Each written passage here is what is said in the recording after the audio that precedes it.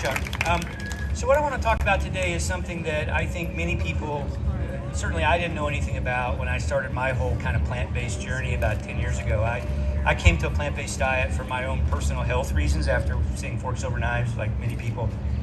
Made the switch to a plant-based diet and significantly improved my health. And I started to learn more and more about plant-based diets. First of all, the compassion aspect. I knew what a vegan was, but I had this perception vegans, ate granola and hug trees, and it kind of wasn't my thing.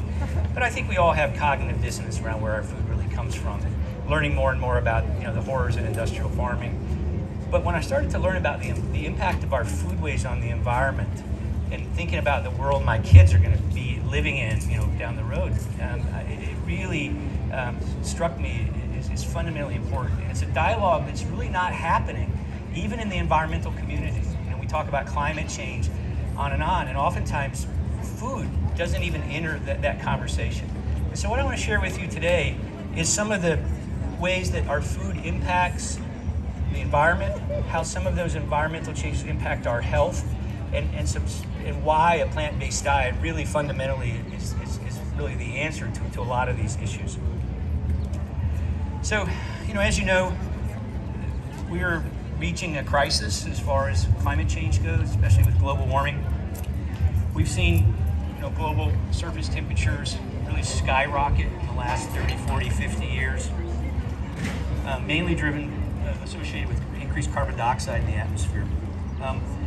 And the reason is that carbon dioxide is what's called a greenhouse gas. So normally the sun comes down, hits the earth, radiates back into the environment.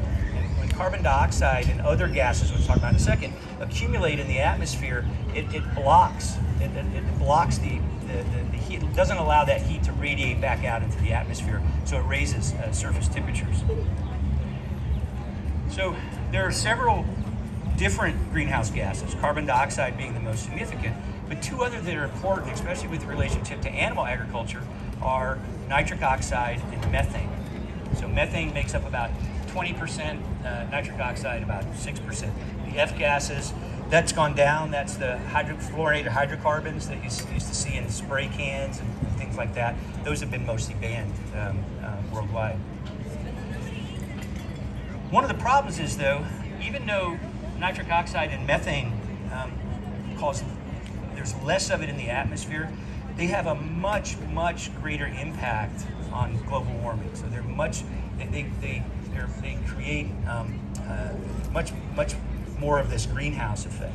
And in fact, methane is about, in the 20-year campaign, about 50 times more potent a greenhouse gas as carbon dioxide, and nitric oxide is about 300 times more potent. So where do these greenhouse gases come from? Well, it's estimated about 60% of the carbon dioxide in the atmosphere actually comes from livestock. And that includes both pre and post production farming, transport, and then from the cows themselves, we'll talk about in a minute. About 5% from carbon dioxide, about 45% methane, and about 53% of the NO2 emissions come from livestock. And we'll talk about why that is in a minute. So what aspects of agriculture are emitting these gases?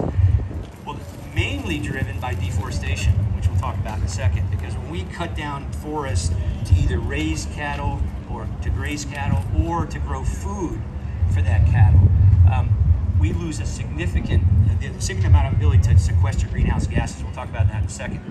Manure is another big factor. We're going to talk about that. Enteric fermentation, which is the gas that these animals create. Again, we're going to talk about that. And then the rest of the fertilizers and fossil fuels to transport the animals to and from market, things like that. So deforestation. If you look at deforestation around the world, about 65% of deforestation in Latin America is driven by ranching and pasture land to either raise cattle or grow food for cattle. Same thing in Central America, same thing in South America. And for every hectare of forest that you cut down, you lose 165 tons, the ability to sequester 165 tons of carbon dioxide. And if you were to cut down a hectare of forest and plant it again, it takes 1 to 2 generations to regrow that forest in a way to recapture those greenhouse gases. So deforestation is one of the biggest drivers of global warming with relationship to animal agriculture. So different kinds of foods have different impact on global warming and greenhouse gases. As you can see, if you think about, well, compared to driving, because that's transportation is another big source of greenhouse gases. A potato, this is for a half a pound of food. So potato is equivalent of driving about 1.7 miles, apple 0.2, asparagus 0.27, beef 10 miles, right, per half pound. 10 pounds per half pound of meat that's grown. Methane, again, a much more powerful greenhouse gas than CO2. It traps up to 100 times more heat in a 5-year period, about 75 more times heat if you look at it in a 20-year period. Although methane, carbon dioxide outnumbers particle to particle about 5 to 1, carbon dioxide does to methane, it's about a 20 times greater problem as far as creating greenhouse gases and global warming. So where does it come from, methane? And again, a significant portion comes as a natural byproduct of natural gas production, but a significant amount, 25% from enteric fermentation, which we're going to talk about in a second, and about 10% from manure management, which again we're going to talk about in a second. So again, there's a direct correlation of rising levels of methane in the atmosphere with the increased number of ruminant animals that we raise for food. So a ruminant animal, so cows, for example, what do they eat, right? They eat grass. Well, we can't really eat grass because we lack the ability to digest the cellulose, which is the primary fiber in grass. So for cows to accomplish that, they actually have 2 or 3 different stomachs that they use. And there's bacteria in the rumen, which is one of the stomachs, that actually breaks down that cellulose to allow the cow to use that for energy. We don't have that. We don't have that. And that methane has to be, so methane's a byproduct of that. And then the cows either burp it up or it comes out the other end. And so that's when we talk about enteric fermentation or enteric sources, that's what that means. And again, humans don't have rumens.